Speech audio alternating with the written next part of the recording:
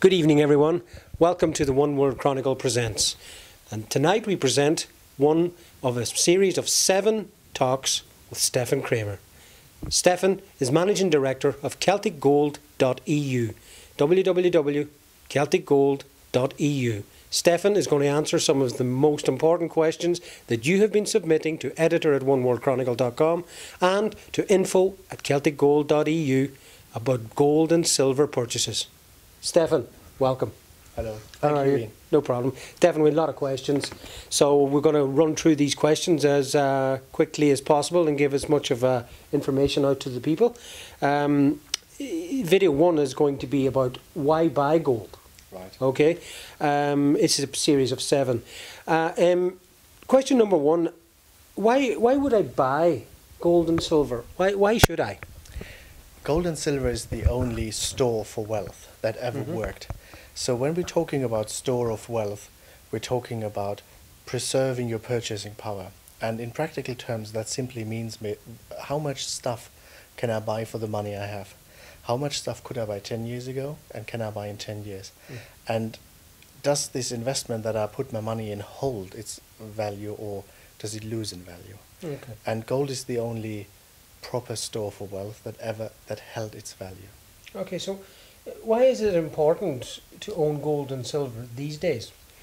Well, we're looking at a situation globally that we're printing trillions and trillions upon dollars, and euros and yens and yuans, and so every dollar, every unit of money that is created dilutes a little bit the purchasing power of your money that you have worked for.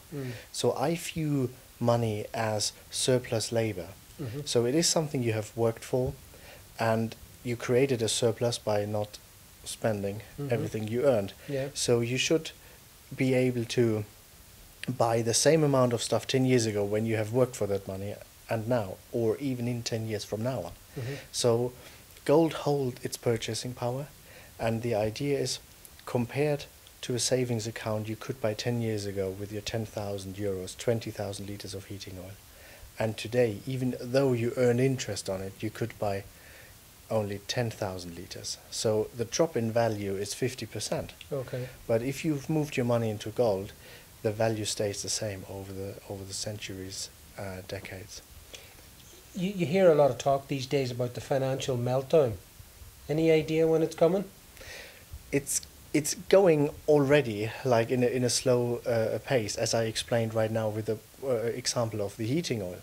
So it is something that goes along, that moves along as we approach like 2015 and 2020. I view a setup of a new currency, or the falter of the old currencies as we know, like the euro, the US dollar, at some point between 2015 and 2020. But that's a rough guess. It could be, but anything can happen anytime. Well, tell us, the price of gold or silver was to spike, I don't know, gold goes up $200. What's the best way to buy it? Get an overdraft on my credit card? Well, this is one of the most asked questions. People believe it's a safe bet, but I believe it's good to move out of debt and not and be more absolutely flexible with everything, so you don't have to worry about credit card debt that you carry along and you pay interest on, and if gold moves in a sideways phases. So what you're saying is, don't get yourself into debt to buy gold and silver. Yes, no, please. Or I will do whatever you want, but I would not suggest it. Yeah, you know, the value goes up as goes down, possibly. Okay, where do you see gold and silver in the future? We do follow a lot of financial writers, experts, and cyclical experts as well. And our own research dates gold from becoming undervalued to overvalued when the gold price reaches around $5,500 per ounce, up to $10,600 an ounce. Okay. So before that, we're in this cyclical bull market. A bull market is when prices tend to rise over a period of time. Okay, what does the historical and the current gold and silver ratio mean? The historical gold and silver ratio means how much ounces of silver do you need to get an ounce of gold, and vice versa. So 2,000 years ago it was 1 to 10. So you needed 10 ounces of silver for 1 ounce of gold. in the 1800s, that moved from 1 to 10 to 1 to 16. Okay.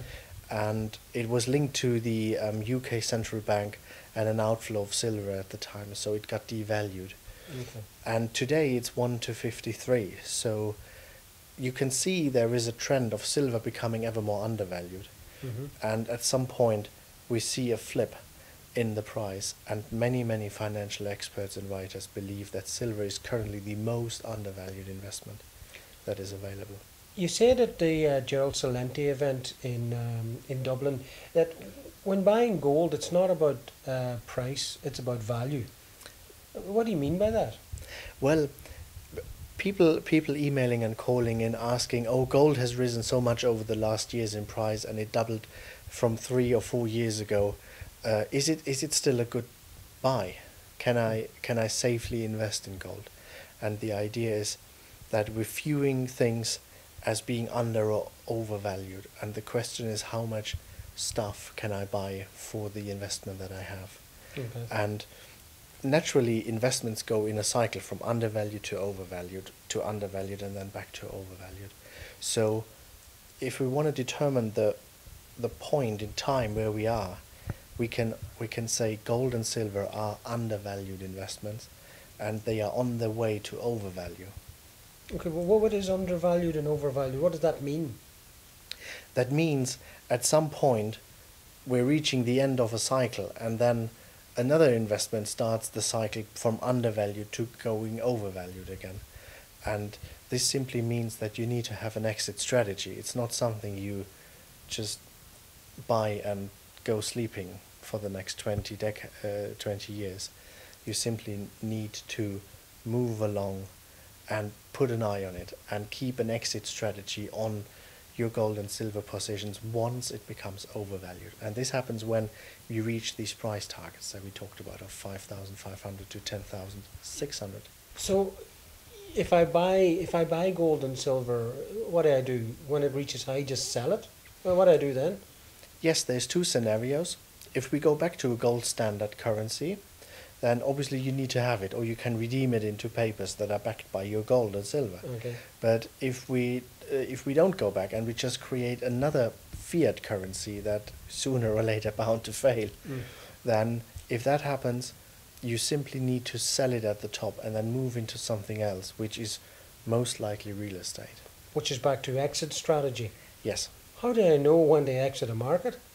Well, there is a few indicators. One of them is to view the mainstream media and how many reports are out there that say gold and silver is the investment. Once it's all over the place, you kind of know. When the mainstream media is on it, time to get on. The exit is near.